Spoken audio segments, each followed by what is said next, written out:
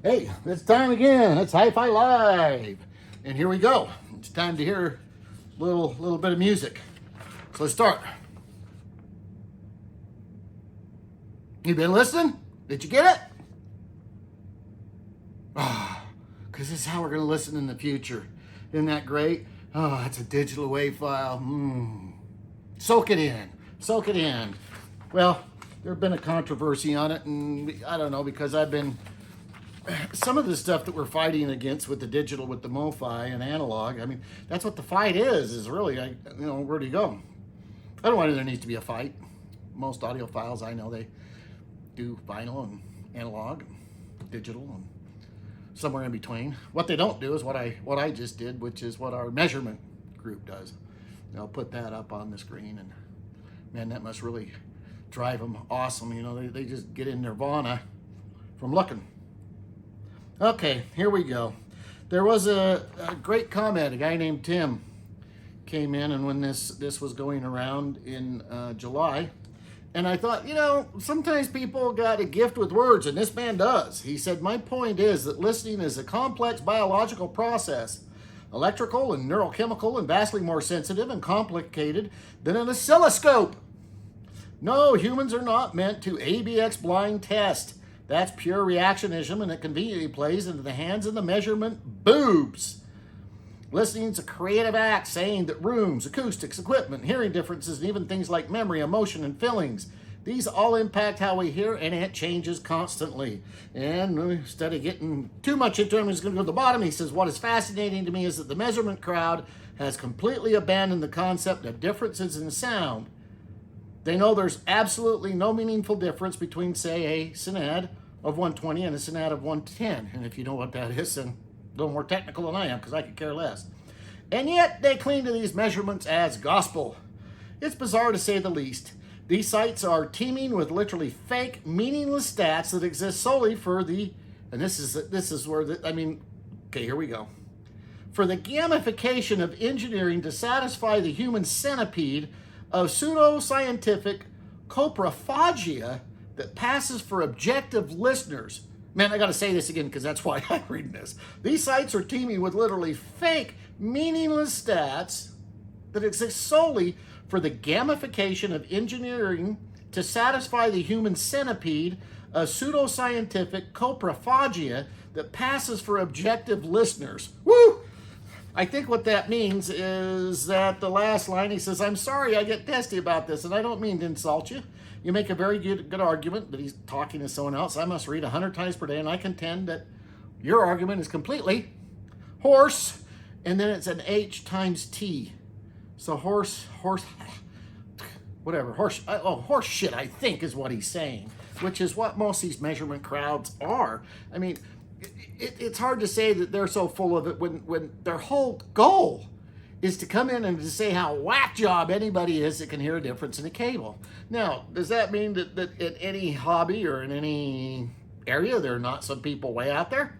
There are some people way out there, and there's some people way out there in our hobby, and we know it on every side. With the fringes, they're kind of where the crazies are completely, but there's a whole swath and room inside where, our ears are really pretty good. And I like the idea. He said, we're made to do ABX testing, and it's just ridiculous on this deal that they think that, okay, the only thing you can do is double blind AB and testing, and then we'll figure it out. No, they never figure it out. I've never seen a double blind test that had to do with this type of hearing that meant anything. Because we change from day to day. I mean, if I told you some of the stuff that actually is there in audio and the things that affect your sound day to day, it does affect it. Can I sit and on an engineering principle tell you completely why? Well, I'm sure there is one. I just don't want to get into all of it. I mean, I don't want to get into what's going on outside. I don't want to get into your environment. I don't want to get into how much sleep you had. I don't want to get into how clean your all the electricity is, or that sometimes electricity just seems to be better, or sometimes your components seem that, they were on. There's all sorts of factors that go into it. But given time, most people, they know what they're doing. But now it's time for another segment. I'm going to call it, it's as the master tape turns. And this is what our future is going to look like. But it comes from this because we have in the newest Audiophile. Won't tell you who it was. It was a guy whose name starts with a J and ends with an M. Austin, but he said this. Many of those master tapes are in poor shape or deteriorating, and newer copies and generations removed don't sound as good. The earliest tapes are culture treasures. They ought to be protected behind glass in secure, fire-safe, climate-controlled environments, not pulled out every time some new generation of vinyl files want copies. Even when properly stored, tapes deteriorate and yada yada. Anyway, and his deal was, because this is on the MOFI, we need to make digital copies immediately. So, Will Robinson, that's here.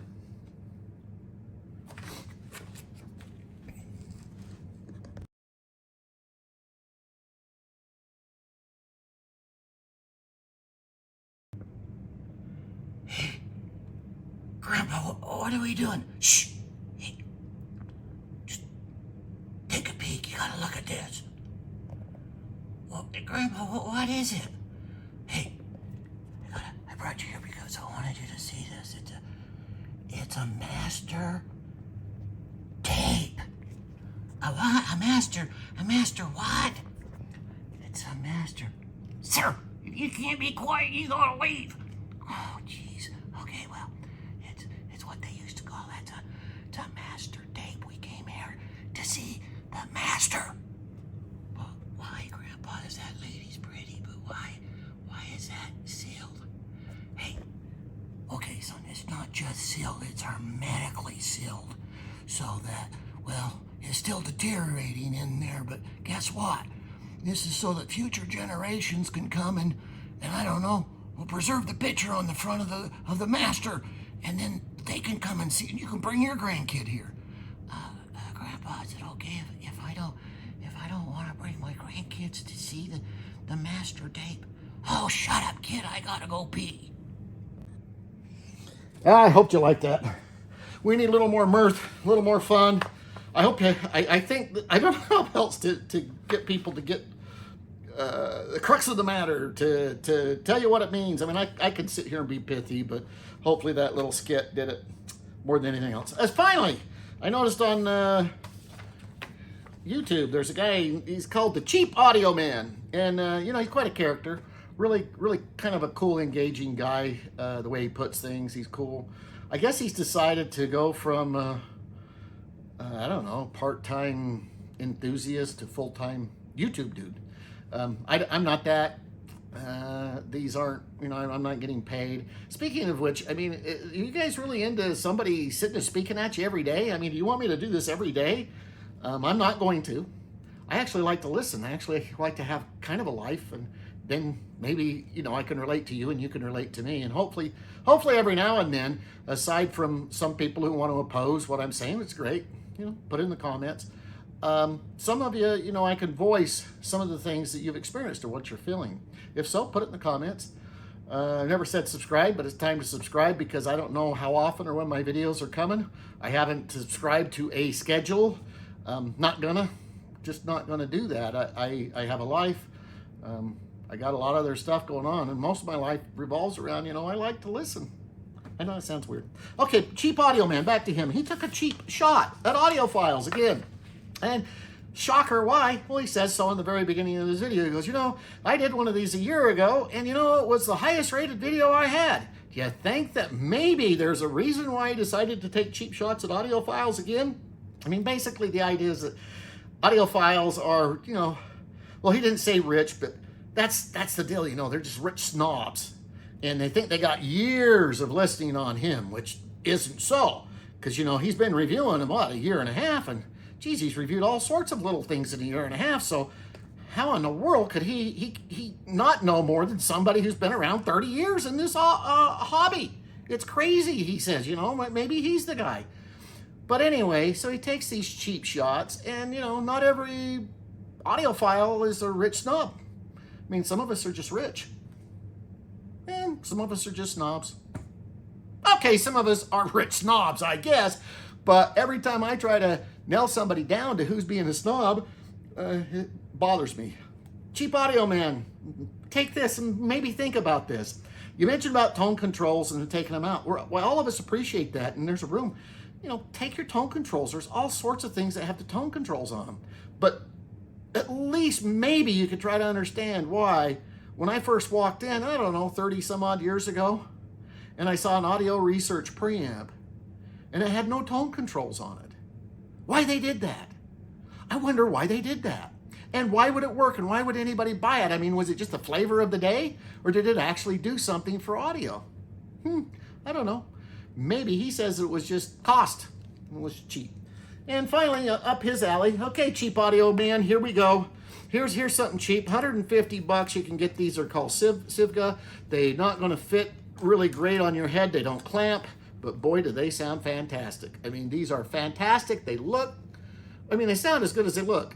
I don't need to get into the review. I'm just going to let Cheap Audio Man know, hey, you ain't the only one with this stuff. Another one. This is called Ear Studio. Ear Studio allows me to take those headphones, the Sivgas or other headphones that I have, and I can use them wirelessly, because this is all it does is wireless. And then it brings stuff in at $24.96, and I don't know. I mean, soon I guess this will be $40.96 over, 80,000 something.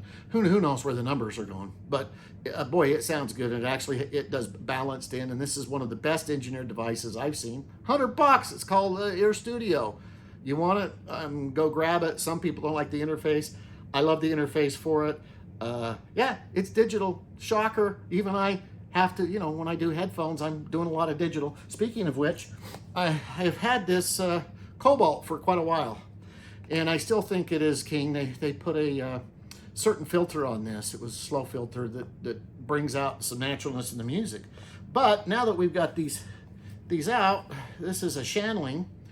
It says VGP. It's a 2022 version, UA2. It has a balanced and as well as a regular mini jack in it. But the difference with this, and it works like the Cobalt does, it takes the power for me off of my iPad, which I find the power off my iPad's better than on my iPhone. And this is $80. And so for $80, I thought, well, let's try it out. How good is it? You'll have to see. I haven't got mine broken in.